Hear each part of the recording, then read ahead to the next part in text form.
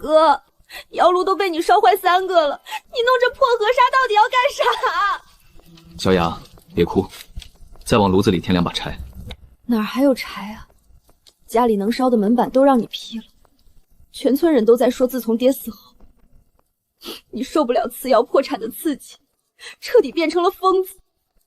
我堂堂名校理工科双硕士，一朝穿成落魄小公子，绝对能在这大雍城赚个盆满钵满。他们懂什么？这叫琉璃。这炉要是成了，足以让咱陆家东山再起。哈哈哈哈！靠着一锅破沙子就想东山再起，我看你是白日做梦。父债子成，天经地义。既然你拿不出100两，今天这瓷窑的地契我收了，还有你这如花似玉的妹妹，正好带回去干点杂活抵利息。孙老板，求您再宽限几日。孙老大，急什么？明天才是最后期限。哼，还明天呢？你家这破瓷窑都快被你折腾的只剩废品，连块最劣质的陶土都买不起，你拿什么还？拿你锅里那坨烧化的烂泥巴吗？来人，给我把这丫头带走！小丫头，别躲了，过来吧你！我看谁敢动！把上千度高温的硅丝盐液态混合物叫烂泥巴，没文化真可怕，等被啪啪打脸吧！哎呦，烫死老子了！你疯了！陆晨，你敢跟我耍横？信不信老子今天就把你这破地方给拆了？钱，我明天会还，但你们要是敢碰我妹妹一下，我保证你们今天走不出这个院子。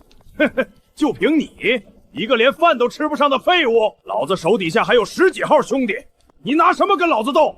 这铁锅里是上千度的高温铁水，你大可以试试，是你手下动作快，还是我掀这口锅的动作快？只要我手一抖，这铁水浇过去，咱们在场的所有人瞬间就会连骨头渣子都不剩。你真是个不要命的疯子！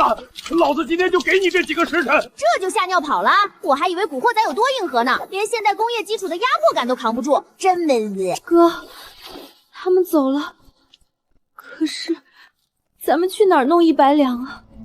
小雅，站起来！见证奇迹的时刻到了。这是什么？12生肖，琉璃下山虎。哥，这怎么可能？刚才锅里明明是一堆破沙子和烂贝壳，怎么一转眼变成了这么干净透亮的神物？这比镇上地主家那块祖传的玉佩还要亮眼100倍啊！玉石有价，但我手里这只毫无杂质的琉璃，在这大雍皇朝就是无价之宝。但这还不是最绝的。哥，你做这个奇奇怪怪的竹筒干什么？这碎渣子又不值钱。这叫万花筒。小雅，你闭上一只眼睛，凑到这小孔上，迎着外面的太阳光往里看，慢慢转动竹筒。我的天，哥，这里面怎么藏着1万朵发光的花？这花还在变！天哪，这么好看的图案，要是让城里那些千金小姐们看到了，她们绝对会疯掉的。基操5、6，古人们准备好接受9年义务教育初中物理学的光学震撼了吗？哥，这东西简直能把人的魂儿都吸进去啊！这不过是简单的3棱镜光学折射原理罢了，但对于那些没见过世面的人来说，这就是绝无仅有的宝贝。走，去城里最大的铜宝当铺，这笔100两的烂账马上就要还清了。去，哪里来的穷酸户？也不看看这是什么地方，通宝上破也是你们能随便进的？来了，爽文男主必备的 NPC 狗眼看人低开场局，这味儿太对了！叫你们大掌柜出来，有天大的买卖上门。天大的买卖，就你们穷酸样，能有什么好货？赶紧滚，别来这碰瓷儿！我若是现在走了，这大雍皇朝独一份的奇珍异宝，你们通宝当铺可就永远错过了。掌柜的，我这块极品西域水晶可是大雍皇朝难得的宝贝，你给的价格太低了。哈桑老爷说笑了，这位小兄弟，你说你有绝世奇珍，老朽在这行当干了30年，什么西域贡品、深海明珠没见过。你若是拿假货来销贩老朽，今天这大门你可就出不去了。是真是假，掌柜的自己长眼。这玻璃，这通透度竟然是哈桑老爷手里最极品的水晶，也绝对做不到如此澄澈。这猛虎的造型更是浑然天成，这是天庭落下的神物啊！这等毫无杂质的光泽，比我们西域王室的圣物还要纯净100倍，这怎么可能出现在一个穷光蛋手里？掌柜的果然识货，开个价吧。掌柜的，这穷小子毫无背景，根本不配拥有这等神物。咱们咬定他是贼，把东西扣下，这件宝贝的利润咱们平分。老朽看走眼了，还以为是什么了不得的宝贝，这分明是哈桑老爷商队里丢失的西域贡品。你一个穿破鞋的农户，竟敢跑到从宝当铺来销赃！你胡说，这是我哥自己亲手烧出来的。小丫头还敢撒谎！这分明就是我献给大雍皇朝的贡品琉璃！来人，把这个不知死活的鸡贼抓起来！掌柜的，我陆禅既然敢大模大样的拿出来，就不怕你们报官去查。小子，看在你穷困潦倒的份上，这物件儿就当物归原主，我赏你10两碎银，拿了钱赶紧滚，否则老朽立刻报官，说你偷窃奇珍。来人，把门给我关上！哥，他们这是明抢啊，咱们不卖了。10两？你拿10两打发我，还想吞我这大庸独一份的绝世琉璃？我陆家虽然破产落魄，但我陆禅的骨头还没软到任人宰割的地步。既然你们吃不下这口饭，那这绝世奇珍留着也是无用。你干什么？快住手！你疯了！不如今天就在这儿听个响。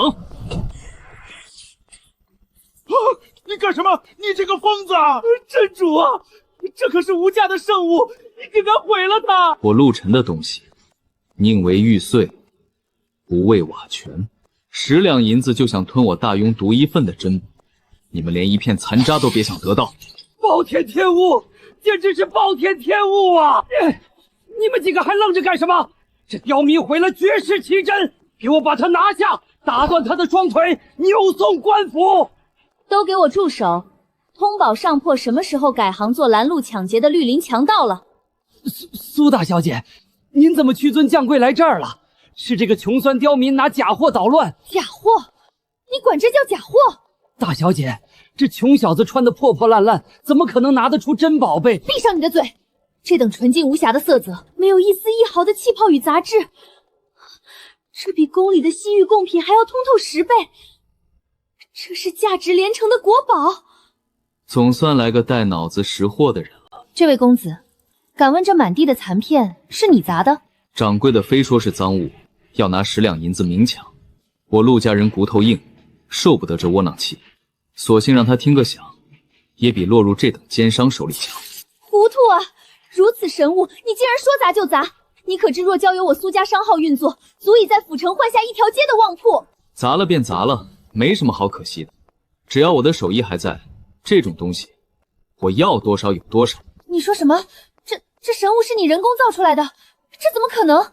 满地碎渣算什么？苏大小姐，不如看看这个。闭上一只眼睛，贴着小孔，对着外面的阳光，慢慢转动。天哪，这里面是千变万化，绚丽夺目。这绝美的几何图腾，这对称的繁星之光，这桶中仿佛藏着3000大才世界。公子，这究竟是何方仙家法宝？这叫万花筒，天下仅此一件。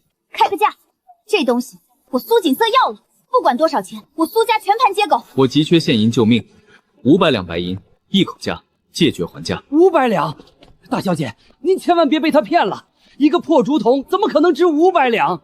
我让你闭嘴！来人，拿银票。这枚玉佩是我的信物，先生既有此等神物，想必还有更多奇思妙想。苏小姐爽快，一言为定。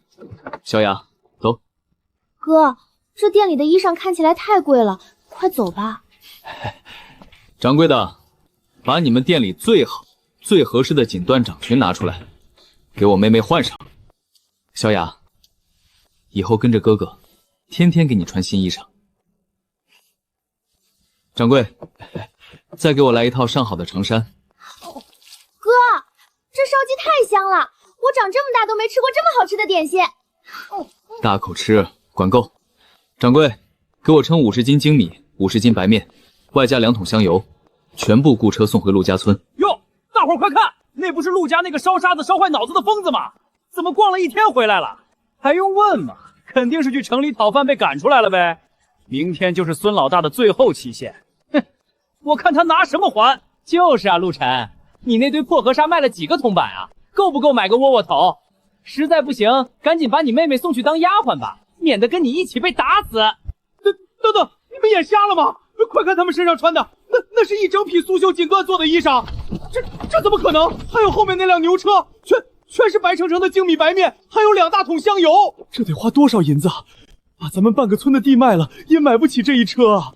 各位叔婶儿，借过一下，我哥可不是疯子，他靠炒沙子烧出的琉璃卖了大价钱，不仅能还清债，以后咱们家天天吃白面吃肉，还真能让他赚到100两银子。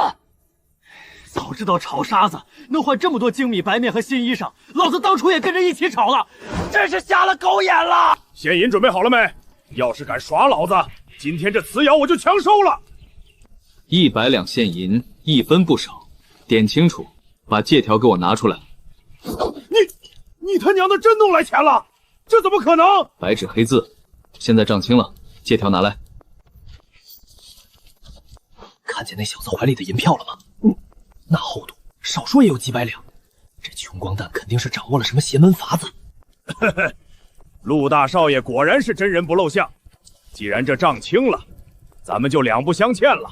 我们走，这块大肥肉咱们绝不能放过。今晚3更，叫上赌坊里所有弟兄，带上家伙，那几百两银票，今晚全归咱兄弟。哥，今天早上孙大走的时候，看你的眼神好贪婪，他会不会再来找咱们的麻烦？防人之心不可无。孙大这种赌坊恶霸，见了那么多银票，绝不可能善罢甘休。咱们得提前做点防备。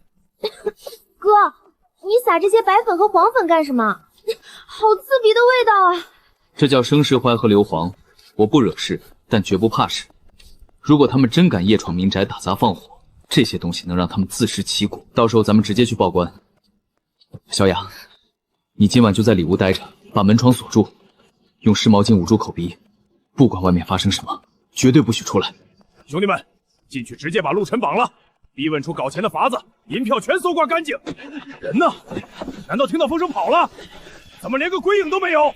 孙老大，白纸黑字已经2清了，你深夜带刀擅闯民宅，眼里还有大庸的王法吗？人少拿王法压老子，老子手里的刀就是王法。兄弟们，他不交出秘方，就把这破瓷窑给老子砸了！我的眼睛，好烫，这也有毒，快退出去！自作自受，火是你们自己放的，瓷窑也是你们自己砸的，夜闯民宅纵火行凶，你们就等着去大牢里吃牢饭吧。陆少爷，您真打算用这到处捡来的破河沙和烂贝壳烧宝贝？这不纯纯是糟蹋柴火吗？是啊，少爷，咱们干了半辈子泥瓦匠，烧青砖、烧陶罐咱们在行，可谁见过烧沙子的？您昨天刚还了孙老大的债，手里好不容易剩点底子，可别再把钱全扔火坑里了。你们没见过，不代表造不出来。这叫石英砂配碳酸钙铸熔，只要炉内的温度够了，顽石也能变真金。还变真金呢？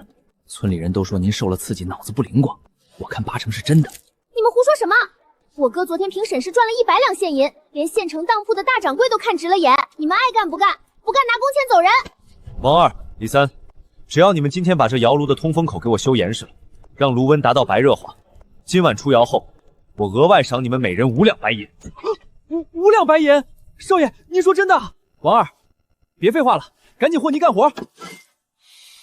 少爷就是让咱们烧牛粪，咱们今天也得给他烧出朵花来。哟，这不是陆大少爷吗？听说你昨天发了笔横财，怎么今天又开始折腾你那一堆破沙子了？昨天就是他走了狗屎运，今天还想靠烧沙子骗钱呢。陆晨，小心过几天连饭都吃不上。就是拿沙子当宝贝，真是古往今来第1号大傻子。哥，他们太过分了！明明是你自己的手艺赚的钱，凭什么这么说你？小雅，别管他们，等我们的东西烧出来，他们自然不会再说什么。少爷，风箱拉到最大了，这炉子烫的能把人烤熟了！不要停，保持这个温度。李三，帮我配好白色粉末，顺着风口倒进锅炉里，动作要快。好嘞，少爷，倒进去了，这烟太呛人了。这是杂质在气化，石英砂的熔点正在被打破。退后！天哪，婉儿，你快看，沙子，那堆破沙子真的化水了，这水还在发光。看好了，这叫琉璃12生肖，这叫催化法。小雅，拿水来。神仙，这绝对是神仙点石成金的法术。这琉璃牛身上的毛发都栩栩如生，太邪门了！狗刚刚居然还敢嘲笑少爷，这哪里是沙子，这简直是龙宫里的绝世奇珍啊！王二、李三，把这10两赏钱拿去，以后跟着我干，不会亏待你们。好嘞，少爷。哥，这套12生肖太美了，在灯光下一照，五颜六色、流光溢彩的，比昨天那个单只的老虎还要好看100倍。单件的琉璃只能叫奇珍，这成套的12生肖才叫孤品。有了这套东西做包，咱们在这大雍皇朝就算是入门了。哥，咱们现在要去哪儿？去找那个买竹筒的漂亮姐姐吗？没错，去府城苏家大宅。昨天苏景策花了500两买我的试水之作，今天我要跟他谈一笔大生意。走。大小姐，大事不好了！慌慌张张的成何体统？出什么事了？奴婢刚刚在外面打听到，传统青铜商会的赵万金赵老爷，为了今日的府城赏宝大会，专门准备了一件西域来的神秘奇珍。西域奇珍？赵万金这次为了对付我苏家，还真是舍得下血本。是啊，大小姐，赵万金还在外面放出了狠话，说这次在鉴宝大会上，他们赵家的宝贝绝对会把咱们苏家彻底比下去，让咱们苏家在江州城沦为笑柄。青铜商会如今联手断了我们所有的顶级货源，若这次赏宝大会真的拿不出压轴物件，我苏家的100年商誉就彻底毁了，这可如何是好？去，哪里来的叫花子？苏府大门也是你随便进的，赶紧滚！我找你们苏大小姐谈笔大买。大买卖？就你这穷酸样，还敢和我们大小姐谈买卖？再不滚，老子打断你的腿！陆公子，您里面请。小的刚才瞎了狗眼，您千万别见怪。苏小姐，兵来将挡，水来土掩，有我陆晨在，他赵万金的如意算盘注定要落空。陆晨，你今天怎么来了？你怀里抱着的是什么？自然是能帮你战胜青铜商会的大杀器。这简直是鬼斧神工！紫薯、丑牛、银虎，12只神兽。陆公子，你真是个怪物，竟然能在这么短的时间内造出这等夺天地造化的奇珍。苏小姐，这套12生肖琉璃就是咱们进入大雍高端市场的敲门砖。3天后的鉴宝大会，咱们去会一会那位赵老爷。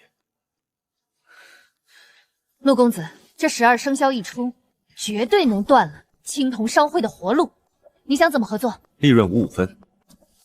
另外，我出核心技术，你出渠道和材料，还要给我寻一处最安全的大宅院，挂上天宫阁的牌匾，专门作为我的秘密工厂。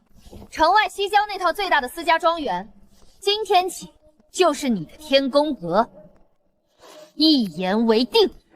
听说了吗？苏家这次被青铜商会断了货源，急到病急乱投医，居然找了个乡下的破落铺来当主事工匠。我也听说了，苏小姐这是聪明一世糊涂一时啊，竟然找了个烧沙子的傻子来做宝贝。这次赏宝大会，苏家怕是要输个精光，沦为全城笑柄了。快看那个姓陆的小子，穿的倒是有模有样，也没见他带什么宝贝啊。就这穷酸样，也敢来咱们府城最顶级的赏宝大会，待会儿怕是要被乱棍打出去。大伙儿静一静，今日赏宝大会，我赵家特意请来数十位名将，耗时半年打磨出这面极品青铜镜，这才是真正能正衣冠、明得失的传世之宝。天哪，这镜面竟然如此光滑，雕工更是精美绝伦，真不愧是皇家贡品级别的宝贝。赵老爷出手果然不酸，这面镜子老夫出3000两，谁也别跟老夫抢。看来这次赏宝大会，苏家注定要输给赵家了。那我出4000两，我家那位马上要过寿宴，买给夫人做寿礼。我出4500两。多谢各位抬爱。周大小姐，你们苏家的压轴宝贝呢？要是再拿不出来，这江州第1商号的位置，今天可就要易主了。怎么，苏大小姐不说话是心虚了，还是指望你身边这个玩泥巴的乡下小子能变出什么戏法来？陆晨是吧？你要是识相，现在就滚出去，老夫还能给你留点颜面。我的天，是什么生物？5000两，我出5000两买这尊琉璃龙，我出15000两。这一整套12生肖，老夫全要了，谁也别跟我抢！我出2万两，今天这宝贝是我的，都给老夫住手！大家别被骗了，不过是一堆中看不中用的易碎品，稍微一碰就碎成满地渣子，根本不值这个天价。赵老爷说的对，我走南闯北这么多年，这琉璃就是华而不实的摆设。它再亮眼，能当镜子照人吗？照人？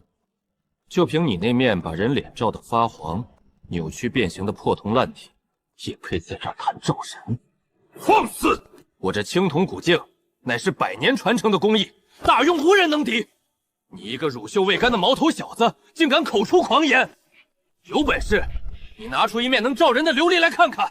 拿不出来，你今天就走不出这个大门。既然赵老板对自己的手艺这么有信心，那咱们就打个赌，7天时间，我会拿出一面绝对平整，连人脸汗毛都能照得清清楚楚的琉璃穿衣镜。大言不惭，琉璃怎么可能平整如水，还能照人？如果你做不到呢？如果我做不到，这套12生肖当场砸碎，我陆晨从此退出江州商界。但如果我做到了，你赵万金就带着你的青铜镜彻底退出府城的高端市场，敢不敢接？好，老夫做了一辈子镜子，还会怕你个黄毛小子？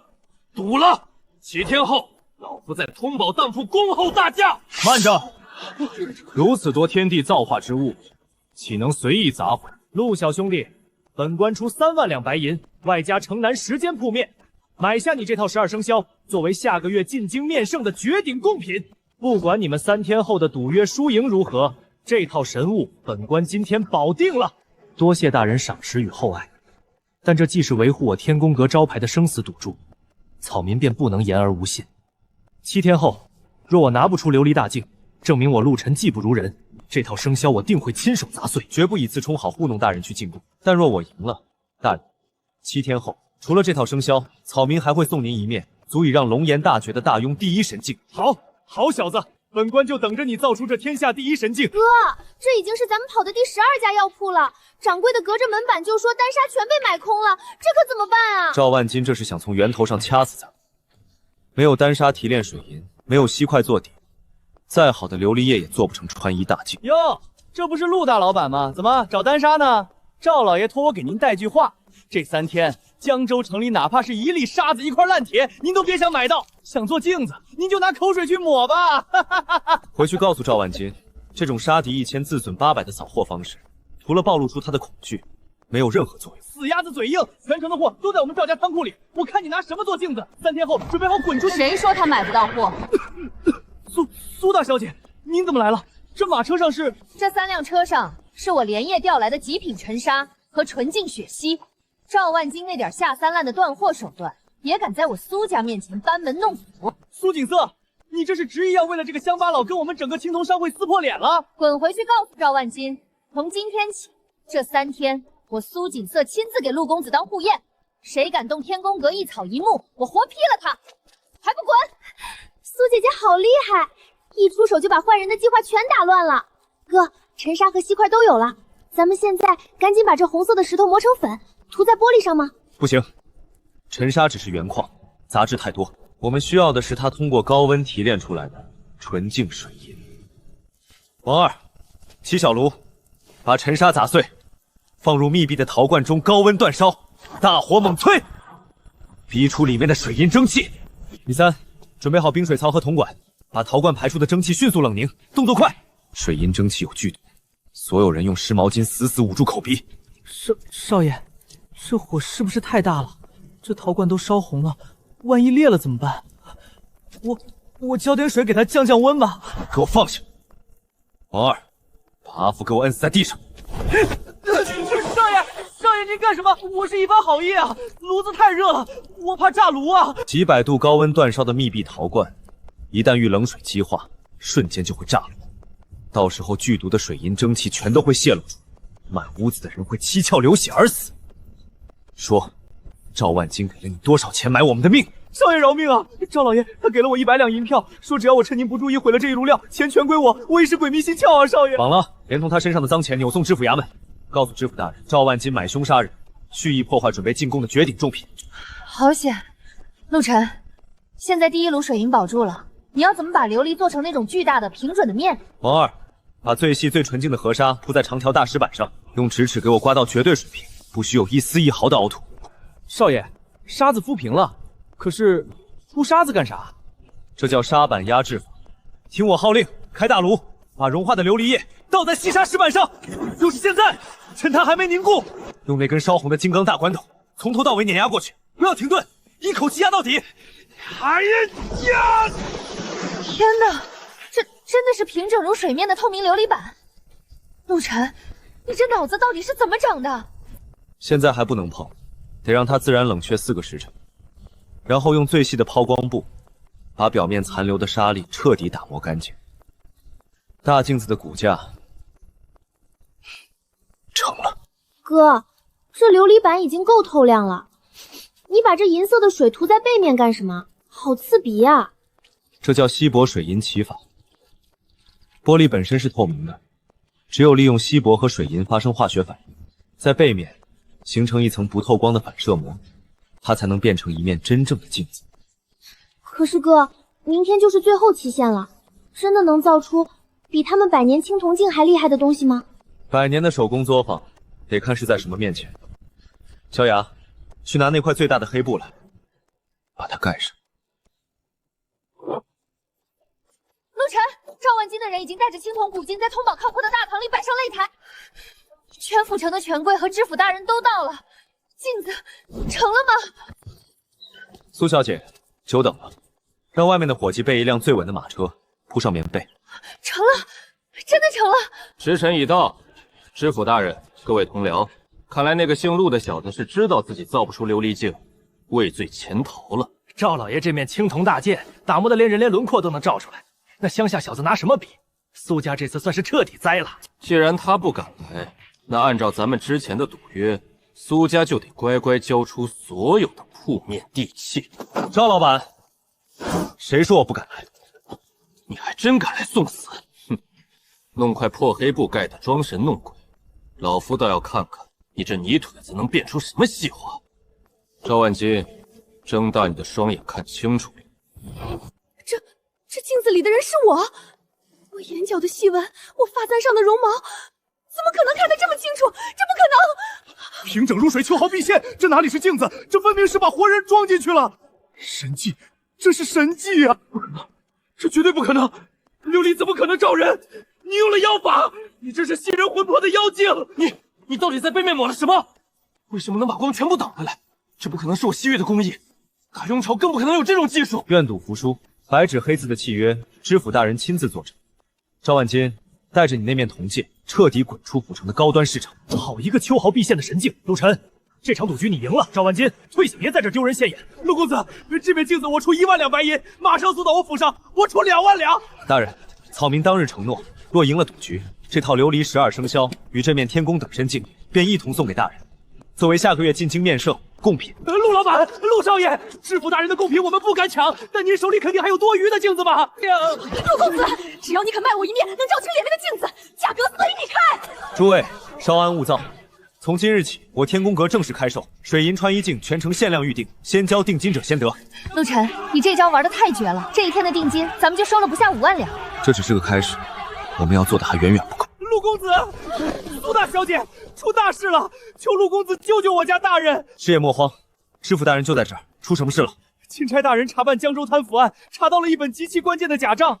那造假之人用了极厉害的微刀法篡改了数额，人眼根本看不清细微的刀痕。那贪官马上就要翻案了。知府大人说，您的琉璃连人的饭毛都能照起来，能不能想想办法，让钦差大人看清那账本上的字？看不清，那就把它放大。师爷，您回去告诉大人，我有办法。小雅，跟我回宫房。是，我这就去。哥，你都磨了整整2个时辰了，手都起水泡了。这块凸出来的玻璃片真能帮知府大人看清账本。小雅，别停，继续往磨盘上加水。这叫偷问镜折射原理，只要弧度打磨的精确，它就能把世间万物放大数倍。陆晨，不好了！赵万金得知钦差查账的消息，正联合那名贪官在府衙咬定账本无误，甚至反咬知府大人诬陷朝廷重臣。不仅如此，赵万金还联合了婴童商会向知府施压，以各种由头企图强行查封你的天宫阁工坊。啊，这个赵万金怎么像条疯狗一样，处处跟咱们过不去？他不是疯，他是怕了。穿衣镜的暴力断了他的生路，他只能把赌注压在那个贪官身上。只要账本翻案，知府倒台，我们也就成了任他宰割的鱼肉。可惜他的如意算盘到头了。此策，拿上这个，咱们去府衙大堂。大人，下官这本账目白纸黑字清清楚楚，哪有什么篡改痕迹？大人明鉴，那守纪人陆晨来路不正，知府却处处与其勾结。依草民之见，应当立刻查封天宫阁，以正视听，简直颠倒黑白。这下全完了。哼，赵老板，前几天颜面尽失，今天倒学会借刀杀人了。放肆！此乃公堂，你一个泥腿子拿个破铜烂铁，也敢来打扰钦差大人断案？大人，这就是能让微观世界变大、假账无所遁形的神器——放大镜。您只需要把放大镜放在账本上，凑近观看。本官倒要看看这是什么戏法。这怎么可能？原本平整的字迹之下，竟然叠着2层极限的刀痕，篡改痕迹被放大了数倍，简直如同火把般刺眼。大人，这证据确凿，还有何话可说？来人，摘去他的乌纱帽，押入大牢。赵万金，你伙同贪官伪造账目将构陷面官，当本官的尚方宝剑是摆设吗？大人饶命！草民是一时鬼迷心窍啊！大人饶命！即刻带下去，重拳摧毁其黑手势力。知府破案有功，本官定会上奏。陆公子，多亏了你荡平江州毒瘤，日后本官定为你保驾护航。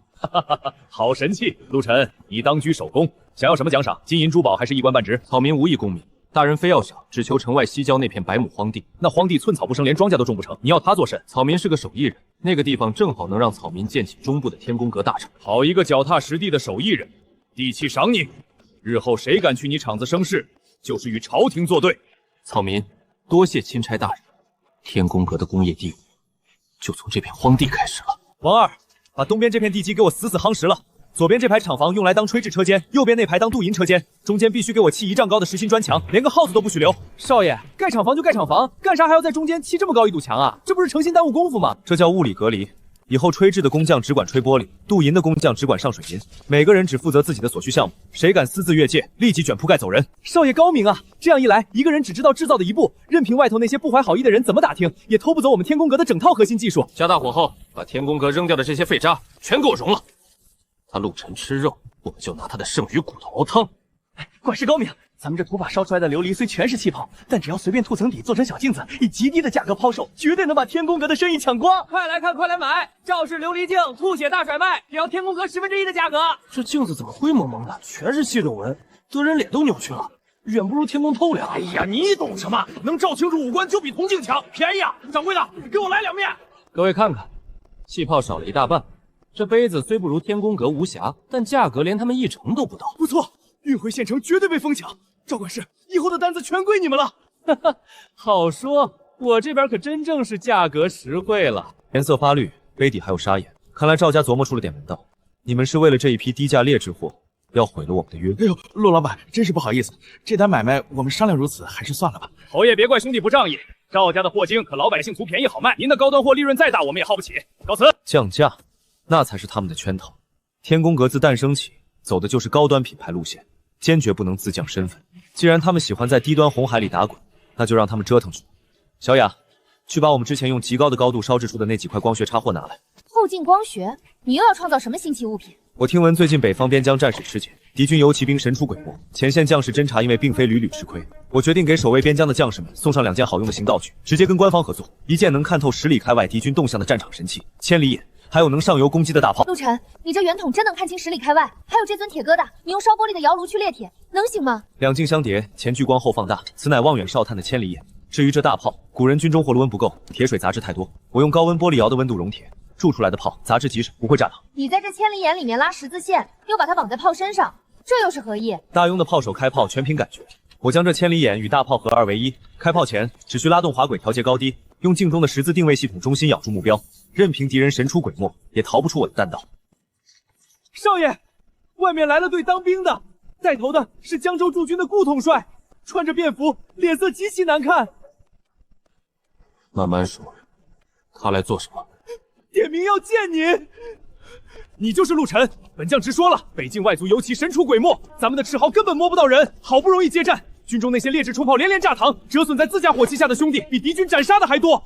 听闻你天宫阁有夺天地造化的本事，本将走投无路，特来求一方破局之策。大帅，这分明就是个烧琉璃的商贾，能懂什么军国重器？咱们真是病急乱投医了。懂不懂，试过便知。顾将军，我这正好备下了2件大礼，一件主哨探防守，一件主克敌强攻。就凭这黄铜小筒和这尊连我军中火炮1半都没有的黑铁疙瘩。将军，请闭上一只眼，用这千里眼对准10里外的天狼山坳，前后拉动圆筒，看清了，10里外的山坳里，连蛮兵战马屁股上的烙印都一清二楚。有了此物作为放哨神炮，敌军的伏击变成了笑话，神迹啊！看清了敌人，还得打得着。这火炮利用1000度高温一体浇铸，重量极轻，而且绝不炸膛。王二，点火！我的老天爷！这么小的炮，射程和威力竟比军中重炮还猛数倍，而且炮身完好无损，没有一丝裂纹，哈哈哈哈！天不亡我故战，陆兄弟，你这2件神器一攻一防，分明是改写战局的镇国重器啊！来人，传本将令，即刻与天宫阁签下天价军需订单，调派精锐铁骑日夜驻守天宫阁，谁敢打这里的主意，格杀勿论！多谢顾将军，陆某定不负众望。陆晨，你用军需订单拉来官方庇护，这招太绝了！那些造劣质作坊吓得连夜把偷捡的废玻璃全倒回来了。这只是开始，要造出更多绝不炸场的金刚大炮。现在的木炭温度根本不够，铁水杂质除不清，炉温已经到顶了。少爷，赵万金残党联合江南造办派强行断了咱们所有的优质木炭和无烟煤供应，他们想让咱们违约斩首。这帮畜生，没有好炭拿什么炼铁烧玻璃啊？断我们木炭，哼，正好。王二，去把西山那片寒流的毒煤矿全部低价给我买下来。少爷，这西山毒煤臭气熏天，一烧就冒黄烟，能把人活活熏死。您拿这破烂玩意儿回去，兄弟们下不去手啊！今天我就让他们见识一下什么叫超越时代的炼焦技术，让兄弟们动手，见干流窑，隔绝空气断烧。陆晨，这炉子封得死死的，火全在外面烤，这煤块在里面闷着，真的能烧出好炭吗？这叫柑橘物理提纯，绝对隔绝空气的高温下，只会将内部水分毒气逼出，留下的就是去卧存精的木炭。王二，时辰到，开窑！我的老天爷，这火光竟然发白了！少爷，这温度比之前用极品木炭的时候足足高了1倍不止啊！有了这秋炭，咱们金刚大炮和琉璃的产能将逆势暴增好几倍。主持大人，完了！陆晨用毒煤炼出了焦炭，西郊大厂火光冲天，顾统帅刚刚拉走了整整30门新造的金刚大炮啊！怎么会这样？我的算计全落空了，顾统帅的钢明天就会架在我的脖子上，这怎么可能？完了，这下彻底完了！哈哈哈哈哈哈！这100年不遇的极寒大雪，真是天助我也！传我的命令，把仓库里所有的粮食、木炭、冬衣全给我死死捂住！谁敢私自卖给天宫阁1粒米，老子在江州城活埋了他！主事英明。如今天赵家阁西郊大厂有上千号工匠和后续，没有粮食，5里3天，他们自己就得断炊造反。苏家竟然有顾统帅的铁骑护航，也管不着咱们关门不做生意呀！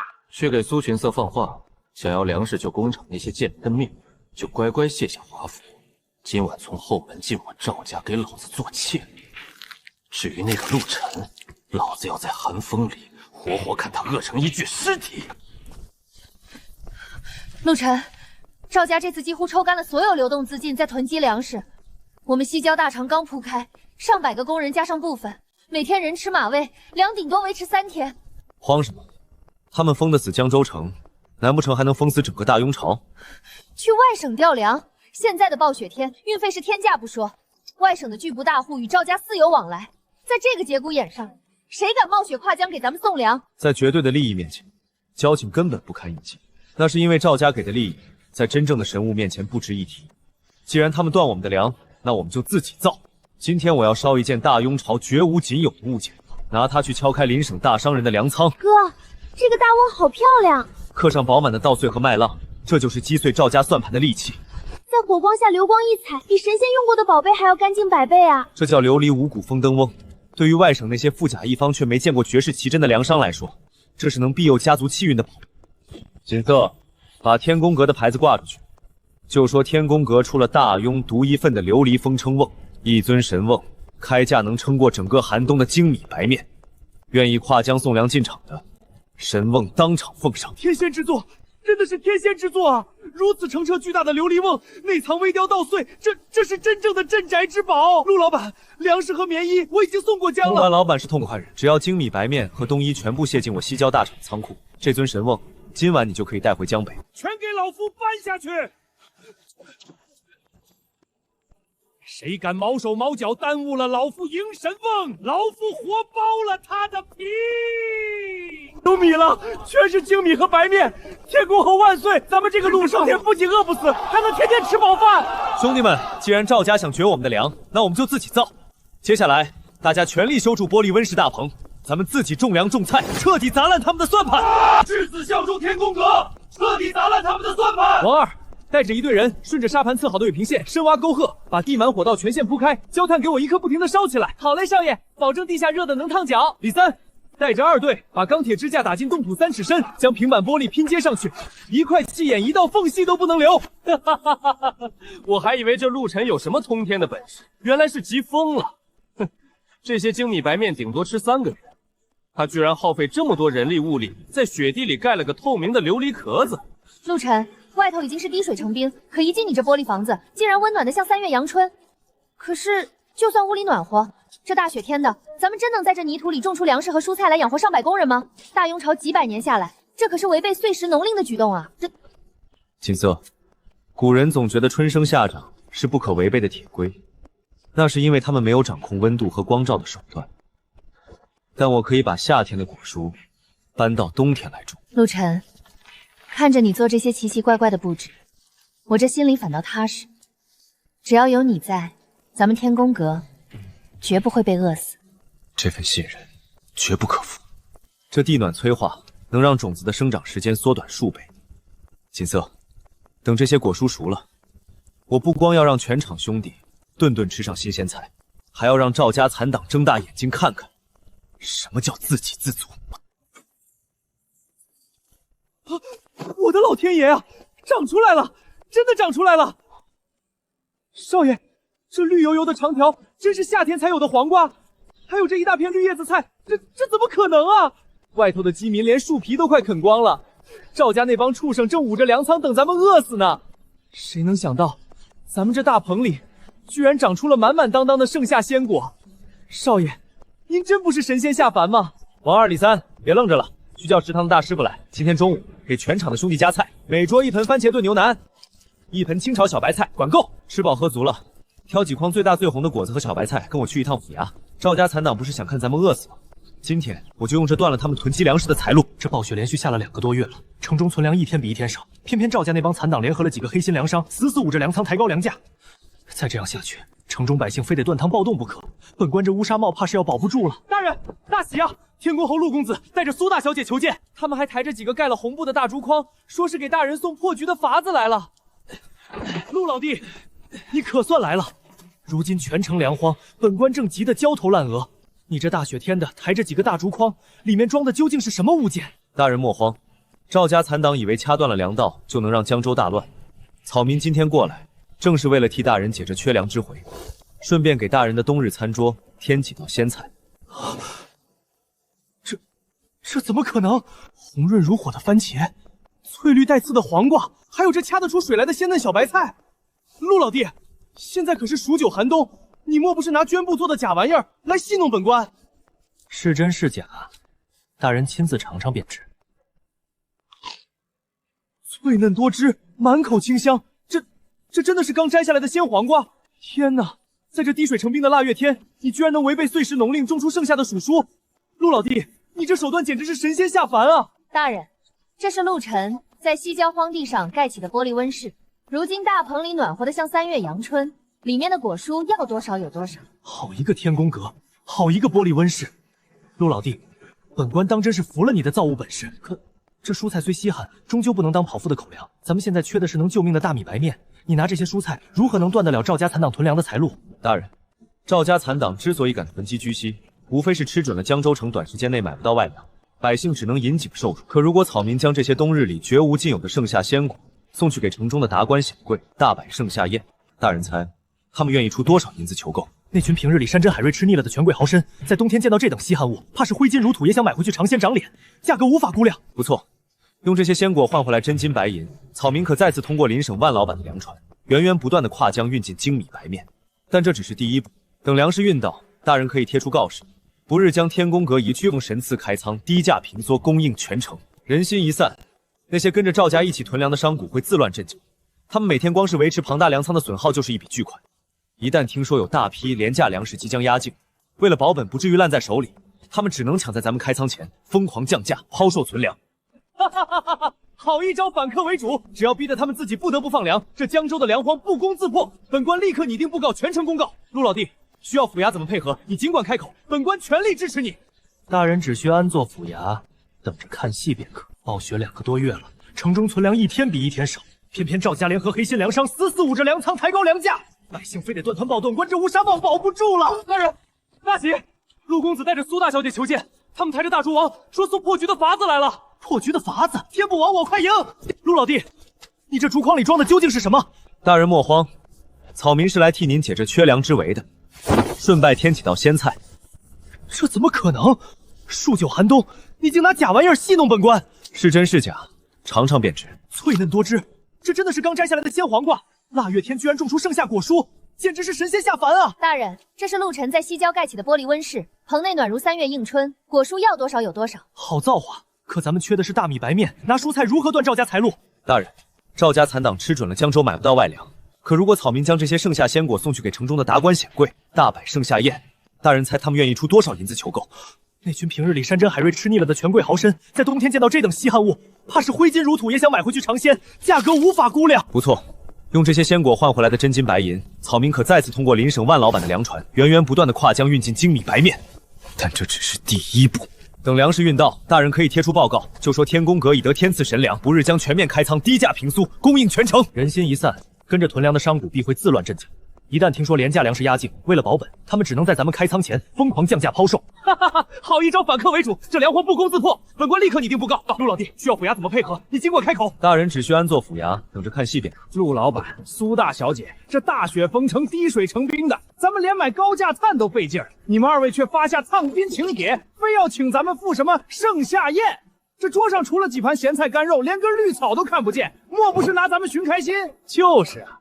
听说陆老板在西郊盖了个琉璃房子，难不成是想咱们去琉璃屋里挨冻？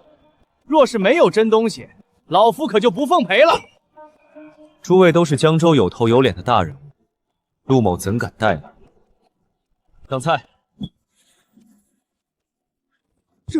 这是鲜番茄，红透的鲜番茄，这翠绿的色泽，还有这盘拍黄瓜，甜脆多汁。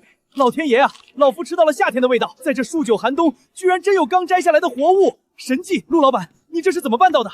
诸位，这便是天宫阁玻璃温室的产物。实不相瞒，这样的鲜果鲜说，我西郊大棚里每天都能产出数千斤。今日这顿，只当是让大家尝个鲜。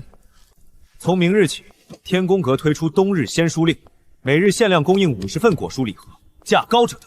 我出500两，陆老板给我订10天份的。我家那老爷子冬天吃不下饭，这鲜番茄绝对能救他的命。我出800两，老夫要买回去摆在正堂，让那些没见过世面的亲戚好好开开眼。陆老板，这是2000两定金，先收我的。这老痞下手居然这么黑，这鲜物绝不能让他一家独吞。安澜的闸门一旦打开，赵家的死期就到了。鱼儿全都死死咬钩了。锦瑟，立刻派人快马加鞭去江北，买万老板手里剩下的粮食，连夜过江入城。明白，我这就去办。赵家这次别想活了。赵家。明天的太阳，你们怕是看不到了。算算日子，万老板那批粮食应该见顶了。外省因为大雪也运不进粮，这江州的粮价，明天老子还要再翻1倍。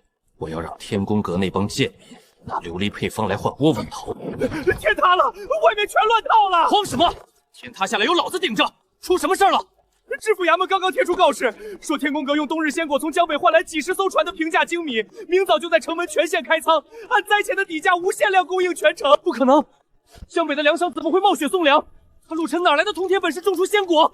你们这群蠢货，这是知府和陆晨在诈咱们！诈个屁！昨晚聚仙阁的盛夏宴，城里有头有脸的都去了。人家天宫阁现在光卖黄瓜和番茄就收了几10万两的定金，万老板的粮船现在已经停在码头卸货了。赵主事，咱们可是信了你的邪，借了印子钱才囤了这么多高价粮。明天天宫阁的平价粮一散，咱们的存货全得砸在手里发霉。老子不跟你玩了，快去开仓抛售，趁现在能卖点是点儿。赵家最后的底子全砸进去了，陆晨，你究竟是个什么怪物？天公侯真是活菩萨呀，把那些黑心粮商逼得只能吐血大甩卖，咱们老百姓终于有活路了。陆晨，你这招釜底抽薪太狠了，咱们的平价粮还没放出去多少，赵家那帮人自己就先扛不住，把粮价彻底砸穿了。赵家残党这次不仅血本无归，还背上了巨额债务，彻底翻不了身了。对付这种囤积居瓦的恶狼，就得比他们更狠，直接掀翻他们的桌子。好一个顾战！北疆大捷，斩首万计。战报上说，此战全靠江州天宫阁进谏的千里眼与新型火炮，任凭敌军神出鬼没，也逃不出弹道。试问这天宫阁陆沉究竟是何许人也？皇上圣明，江州知府已有加急密折呈上。江州前些日子遭遇百年血荒，正是这位陆沉建起大雍朝前所未有的琉璃温室，反季催生鲜果鲜揣，换回几大船粮食，解了全城粮荒，更是逼得黑心屯粮的乱臣吐血抛媚，救了无数百姓啊！哦，在这滴水成冰的数九寒冬，竟能有鲜嫩的活物降世，这色泽娇艳欲滴，竟没有半分寒冬的冻气，入口甘甜，满口清香，活了大半辈子，哀家从未在冬天吃过如此鲜美的草莓，这等神物真是天佑我大雍。此物绝非口腹之欲那么简单，外面大雪封城，此处却能逆生万物。若大雍朝各地皆有此法，何惧百年寒灾？这天宫阁的琉璃温室，乃是抵御天灾安稳设计的国之重器。传朕旨意，文武百官随驾西郊琉璃温室，朕要亲自去看看这夺天地造化的天宫神报。圣驾到！这便是琉璃温室，外面冰天雪地，这屋里竟然温暖如春，绿意盎然。满屋藤蔓，皆挂满盛夏果实，秋毫毕现，真乃神迹，真乃国之大幸。草民陆沉参见陛下。如此神迹在前，此子竟能如此沉得住气，果然是天纵奇才。外面风雪闲寒，草民斗胆，已在温室内用刚采摘的果蔬备下一桌粗茶淡饭，请陛下与诸位大人一步一尝。这红彤彤的果子和翠绿的菜叶，竟真是刚刚从这屋里摘下来的。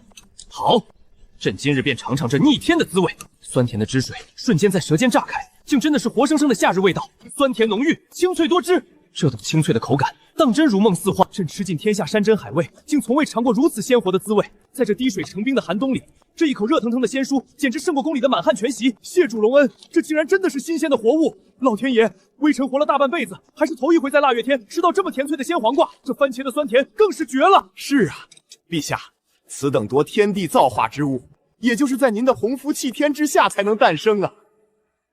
陆老板真乃神人，这等通天的手段，放眼整个大虞朝，绝对是独一份儿。若不是亲口持道，朕绝不敢相信冬天能长出盛夏的果实。陆沉，这等抵御天灾的温室，全赖这透明澄澈的琉璃壁锁住热量。朕在宫中也只见过西域进贡的浑浊琉璃，你这等澄澈的神物，究竟是如何造出来的？今日可否让朕亲眼见识一番？草民遵旨。陛下，诸位大人，请移步旁边的炊制车间。火，那水竟然在火里发光，这难道真是沙子化成的？火候已到，成型就在这几息之间，动作绝不能断。这等苏醒手段堪称神乎其技，简直闻所未闻。神迹啊！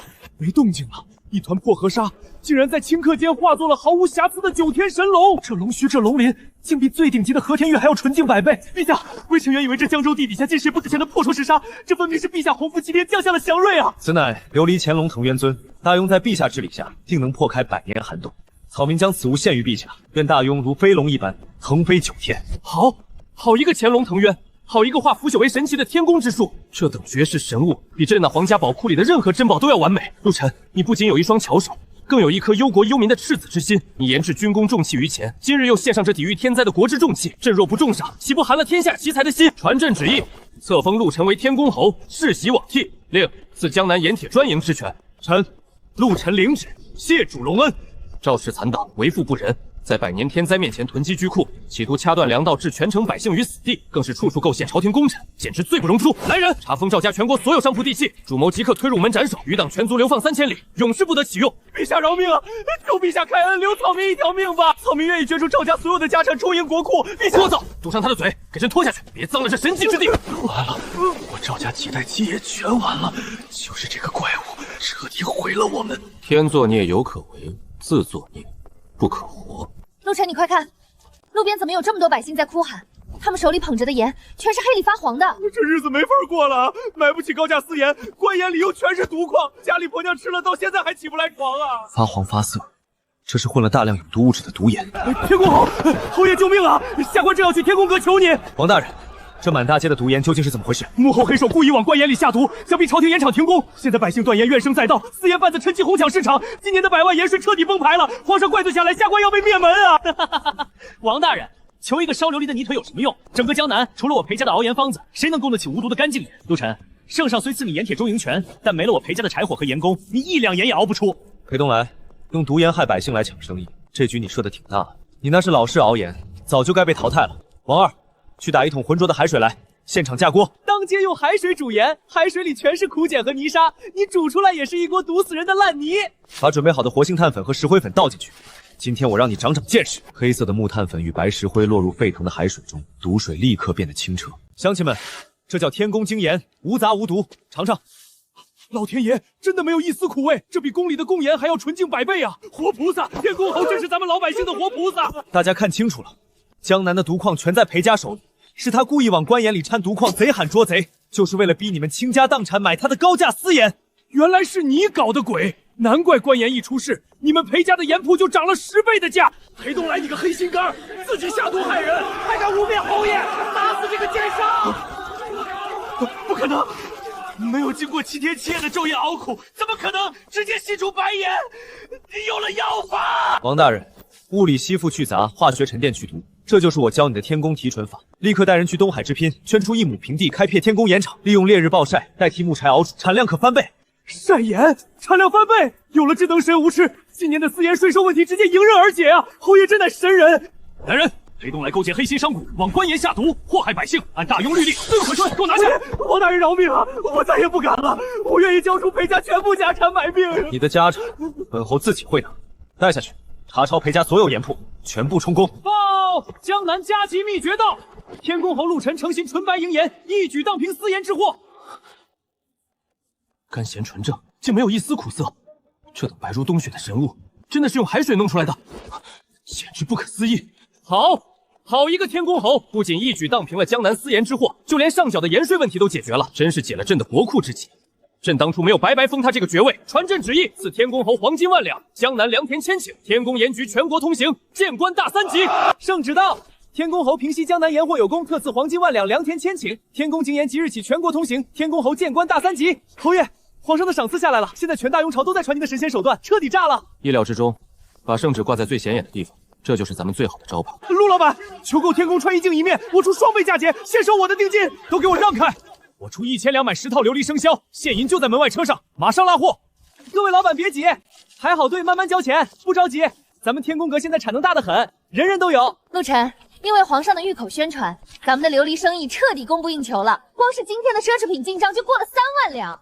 这只是刚开始，高端奢侈品只能赚富人的钱。既然名声打响了，咱们的工坊还得继续扩建。侯爷救命！草民接了内务府的死命令，要给太后寿宴造一尊9层9彩玲珑白塔。可京城大师熬的琉璃一交就碎，交不出货，草民全家要掉脑袋呀！9层悬空，还要9彩层层叠加，这等苛刻的手艺，整个大雍朝根本没人能做到。贾老板莫慌，巧了，我前几天刚进了一批高纯度特种材料，这工程我天宫阁接了。多谢侯爷相助。普通的泥木当然一交就碎。王二，用咱们买回来的那批白石英，配上好蜂蜡，用脱蜡精密铸造法。明白。9种颜色的特种琉璃料已经全部融化，温度已经到顶了。顺着孔道分时段高压注入9色琉璃液，一气呵成，绝不能断。时辰已到，开模鉴宝。老天爷，9层悬空，9彩交融，内部竟然没有一丝裂纹和气泡。侯爷您真是神仙下凡。拿去交差吧，不过我要的10万两现币1分不能少。有了这笔巨款，加上皇上的赏赐，咱们不仅在京城站稳了脚跟，天宫阁的财力更是一跃成为大雍第一了。这只是第一步，靠人力和处理，咱们的厂子就算扩建10倍，也摸到了天花板。但我们还有更广阔的未来。不管那未来有多远，我都愿意陪着你。咱们一起把天宫阁的招牌挂满全天下。